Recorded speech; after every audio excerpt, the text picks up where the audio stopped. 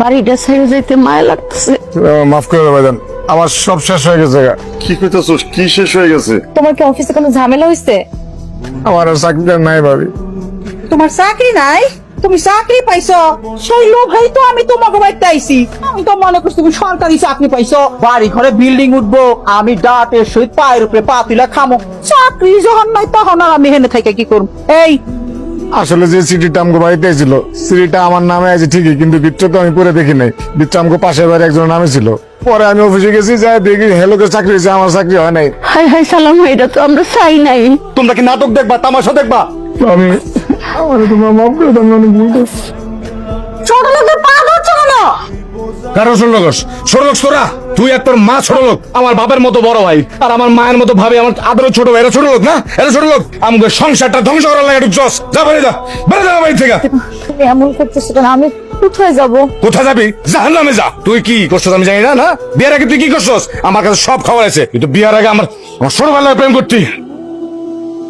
মাথা ঠান্ডা করো, বিবাহিত স্ত্রী, তুমি তার ত্যায্য করতে পারো না। ভাবি একদম না। কি হয়েছে তোমরা জানো? আমি তো কিচ্ছু বলি নাই। এই মাইয়া আমার সাথে প্রেম করছিল, আমিও তারও ভালোবাসছিলাম। আমার কাছে একদিন আইছিল আমি যাতে তারে বিয়া করি। আমি তার কেমনে বিয়া করি? আমার ভাই অসুখ শরীর নিয়ে অটো চালায়, কাম করে আমার ঘরে খাওয়ায়। আমি তারে বুঝায় কইছি, এখনো নাই। হ্যাঁ, আমার কইছে এখনই বিয়া করতে হইব। তারপর আমি না করার পর কয় কি জানো? কয় আমি যদি এই মুহূর্তে তোর বিয়ে না করতে পারি, তোর ঘরে আমি যেমনি হোক ঢুকুম, ঢুকে আমি সারকা বানাই ফেলবো। তাই করছে। রিয়া, এই যে তুমি দুইটা আপন ভাইয়ের মধ্যে শত্রুতা আমি তৈরি করছো, তোমার আত্মায় কি শান্তি পাইছো? এটা কি তোমার সংসার ছিল না? তুমি তো এই সংসারেরও বউ ছিলা। কি পাইছো? কিছু পাইছো? আমগরে আলাদা করতে পারছো? আমগো সংসারটারে ধ্বংস করতে পারছো? পারবা না তো। হইছে উপরওয়ালা আছে না, উনি ভালোটাই করবেন। আমারে ভোলা ভালা পাইয়া ফুসলা ফাসলা ষড়যন্ত্র কইরা নাটক করে তুই আমার বিয়া করছিস। এই ঘরে ঢুকছস, ঢুকে আমগো সংসারটারে তছনছ করে দিছস। তোর মা, তোর আর আমার তো বিয়ে মানেই নাই। হ্যাঁ, পালায় বিয়ে করছি না আমরা? কি লেগে করছি? তোর মা লেগে করছি। আর আগে যখন শুনছে আমার চাকরি হয়েছে, সরকারি চাকরি, তাড়াতাড়ি আইসা পড়ছে, ট্যাং ট্যাং করে আইসা পড়ছে। ওরে যাইতে কোন? আমার একটা কথা ছিল, মানিক রে, তুই তো কোনোদিন আমার আর তোর ভাইয়ের কথা ফালাস নাই। আমি এই মেয়ের পক্ষে তোর কাছে মাপ চাই। হাজার হোক তোর ভাইয়ের বিয়া করাবো, আমরা তারে ক্ষমা কইরা দিই। যদি তুই ক্ষমা কইরা দেস, তুই অনুমতি দেস। তুমি আমার মায়ের মতো। এখন পর্যন্ত কোনো কথা তোমার ফালি নেই, আজকেও ফেরবো না। তুমি যেটা কইতাছো এটাই। এই মানিকের জন্য আজকে তোমারে আমরা ক্ষমা করে দিলাম। হাজার হোক সালামের বউ তুমি, তবে একটা শর্তে। তোমার এই সংসারের জন্য, তোমার এই যে এতগুলো আপন মানুষের জন্য, তুমি তোমার এই মায়ের সাথে কোনো দিন যোগাযোগ রক্ষা করো না।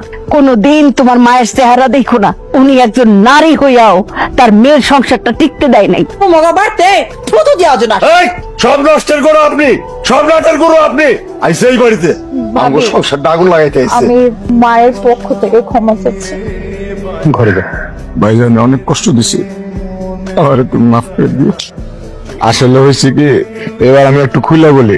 বাড়ির থেকে যাওয়ার পরে যখন আমি অফিস করতাম, সারাক্ষণ খালি তোমার কথা মনে পড়তো, আমার ভাই ভাবির কথা মনে পড়তো, আমার আদর ছোট ভাইয়ের কথা মনে পড়তো, আমার খাইতে সমস্যা হইতো, আমার খালি তোমার কথা মনে পড়তো। তোমার লোকে যে খারাপ ব্যবহার করে গেছে, আমি নিজের কিছুতেই শান্ত করতে পারতেছিলাম না।